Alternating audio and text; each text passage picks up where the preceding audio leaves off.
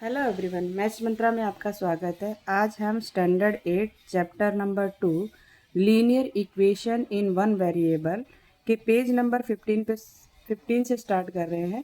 Page number 15 में है solving equation having the variable on both side. आपको equation को सॉल्व करना है। ए लीनियर इक्वेशन मीन्स जिसकी पावर हाईएस्ट पावर कितनी होनी चाहिए 1 may have linear expression on both side of the equality sign और उनके बीच में इक्वल का साइन होगा तो क्या कहलाएगी linear equation. The equation 2x minus 3 ये देखो इक्वल का साइन है x plus 2 has the variable x। इन दोनों में क्या है लेफ्ट हैंड साइड में भी x है राइट हैंड साइड में भी x है on it's both side. Here left hand side क्या है आपकी 2x minus 3 right hand side है x प्लस 2। ठीक है। Find the solution of the following equation. हमें सॉल्यूशन निकालना है। किस तरीके से हम निकालते हैं 2y minus 1 equal to 14 minus 3y। अब यहाँ पे जो वेरिएबल है y है। इस केस में हम क्या करते हैं ट्रांसपोजिंग करते हैं। वेरिएबल के साथ में वेरिएबल को लिखते हैं और कांस्टेंट के साथ में हम कांस्टेंट को लिखेंगे। जैसे 14 कांस्टेंट है 1 भी कांस्टेंट है। जिनके साथ कोई भी वेरिएबल नहीं होता उनको हम कांस्टेंट बोलते हैं। तो यहाँ पे हमने 2y और ये जब राइट हैंड से शिफ्ट करेगा राइट हैंड से ट्रांसपोजिंग करेगा लेफ्ट हैंड साइड में तो ये जो माइनस का साइन है ये प्लस हो जाएगा। 14 राइट हैंड साइड में एज इट इज़। ये -1 जब राइट हैंड साइड की तरफ जाएगा तो ये +1 हो जाएगा। माइनस का साइन था इसलिए +1 हो गया। 2y और 3y को ऐड कर देंगे। 2 में 3 ऐड किया 5y 14 में 1 प्लस किया 15। अब y की वैल्यू फाइंड करनी है तो 15 एज इट इज़ रहा। ये 5y आपस में मल्टीप्लाई है जब दूसरी साइड आएगा तो डिवाइड में। तो 5 के टेबल में 15 5 1 जा 5 3 जा तो आंसर क्या मिल गया y इक्वल टू 3।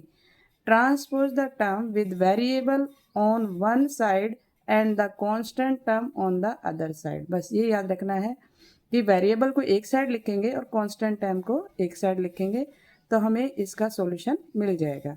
नेक्स्ट देखिए 5y minus 4 equal to 4y minus 5।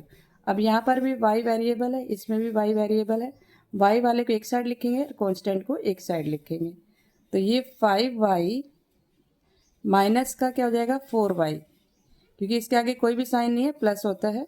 जब इसको हमने ट्रांसपोजिंग किया लेफ्ट हैंड साइड में 4y को मूव किया हमने इस साइड। मेरे पेन की डायरेक्शन से देखिए 4y को मैं इस साइड लाई हूँ तो ये माइनस हो गया।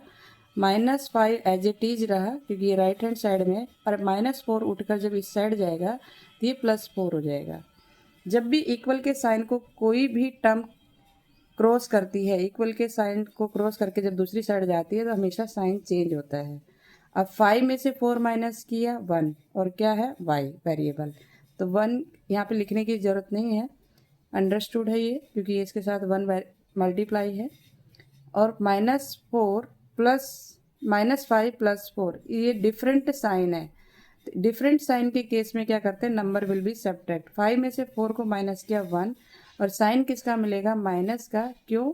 क्योंकि -5 जो है वो बड़ा नंबर है देन 4 से तो इसलिए माइनस का साइन मिलेगा।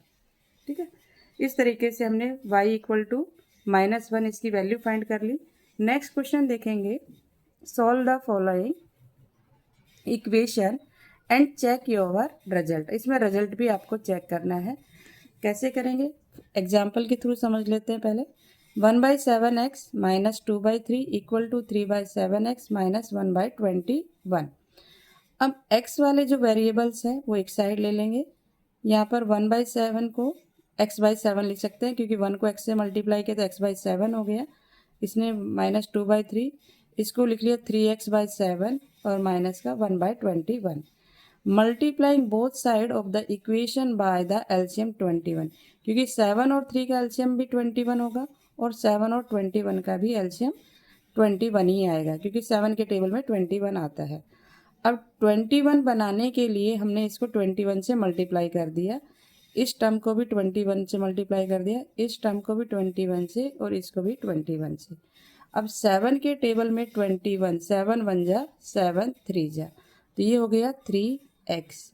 7 के टेबल में 21 7 3 7 जा 3 के टेबल में 21 7, तो 7 2 जा 14 किसका माइनस का।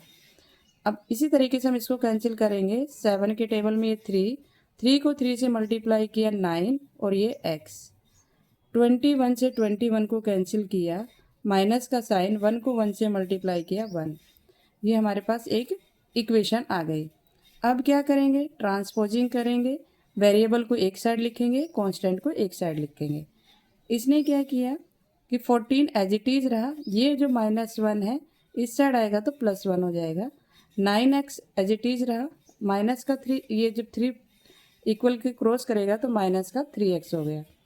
14 में से 1 माइनस किया 13, बिगर नंबर हमारा 14 है और उसके साथ माइनस का, इसलिए माइनस का साइन। 9 में से 3 माइनस किया 6 और बिगर नंबर 9 प्लस का है, इसलिए प्लस का साइन है। ये अगर कोई भी साइन नहीं होता तो समझ लेना वहाँ पर प्लस का साइन है। अब यहाँ से हम x की वैल्यू फाइंड आउट करेंगे। देयरफॉर ये जो है 6 इसके नीचे चला जाएगा, -13/6। अब हमें चेक कैसे करना है, लेफ्ट हैंड साइड जो हमारा क्वेश्चन है और राइट हैंड साइड, ये देखिए लेफ्ट हैंड साइड और राइट हैंड साइड में हम x की वैल्यू पुट करेंगे। अगर दोनों साइड इक्वल आ जाती है तो ये इसका सॉल्यूशन है, अदरवाइज ये सॉल्यूशन नहीं है। अब देखिए इसको कैसे प्रूव करना है।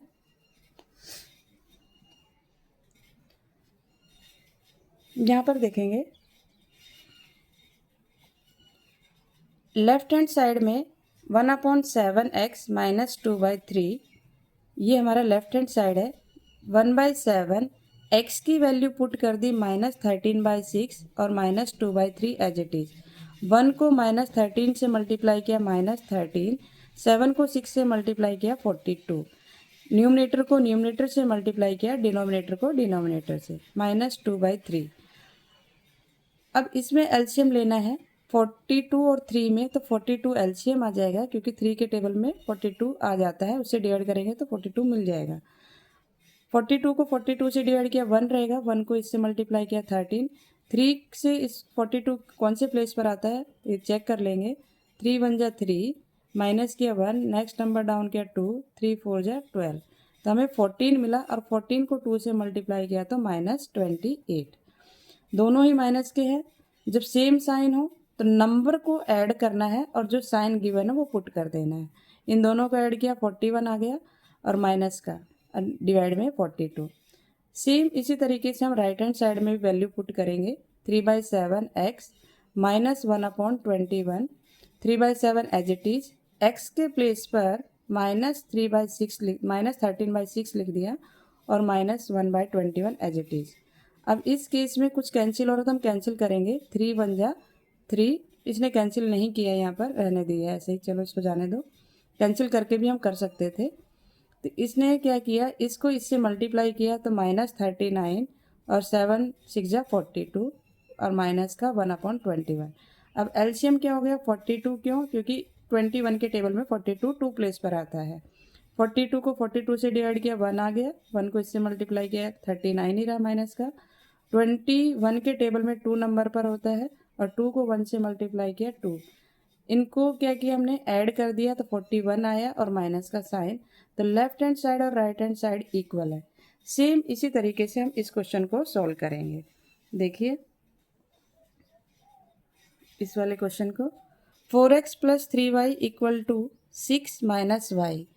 अब इसमें हमने क्या करना है, वेरिएबल जो है 3y और एक वेरिएबल ये है +y = 6, और ये जब कांस्टेंट इधर जाएगा तो माइनस का 4, इसको प्लस किया तो 4y, 6 में से 4 माइनस किया 2, y की वैल्यू क्या हो जाएगी 2 और ये 4 हो जाएगा डिवाइड में, तो y की वैल्यू होगी 1, 2 के टेबल में 2 1 जा और 2 2 जा 1/2, तो y की वैल्यू हमें मिल गई है 1/2। अब इसको हम चेक करेंगे लेफ्ट हैंड साइड और राइट हैंड साइड में।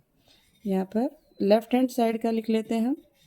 लेफ्ट हैंड साइड हमारे पास है 4 + 3y, ठीक है। इस साइड में हम राइट हैंड साइड लिख देते हैं, right hand side. Right hand side में क्या है हमारे पास 6 - y, वैल्यू रख देते हैं। 4 + 3, y की वैल्यू क्या है 1/2, 4 + 3 को 1 से मल्टीप्लाई किया 3/2। अब हम इसमें एलसीएम लेंगे। एलसीएम हमारा क्या आएगा 2 को इससे मल्टीप्लाई कर देंगे 8 और ये +3 11/2। हमारा इसके नीचे कुछ नहीं तो हम 1 लिख सकते हैं। तो एलसीएम क्या आएगा 2। 1 के टेबल में 2 प्लेस पर 2 से इसको मल्टीप्लाई किया 8 या फिर क्रॉस मल्टीप्लाई कर सकते हैं। क्यों कर सकते हैं? क्योंकि ये डिफरेंट टेबल में आते हैं इसलिए। लेफ्ट हैंड साइड में आपके पास है 6 माइनस y की वैल्यू 1/2। अब एलसीएम क्या होगा 2। 6 को इससे मल्टीप्लाई कर दो 12 और ये -1 तो ये आ गए 11/12। यहाँ पर भी 11/12, यहाँ पर भी 11/12। तो left hand side equal to right hand side. तो ये हमने वेरीफाई कर दिया कि लेफ्ट हैंड साइड और राइट हैंड साइड ये इक्वल है। तो ये इसका सॉल्यूशन है। तो होपफुली आपको ये क्वेश्चन समझ में आए होंगे। अगर आपको वीडियो अच्छी लगी हो तो लाइक शेयर एंड सब्सक्राइब करना ना भूलें। Thank you.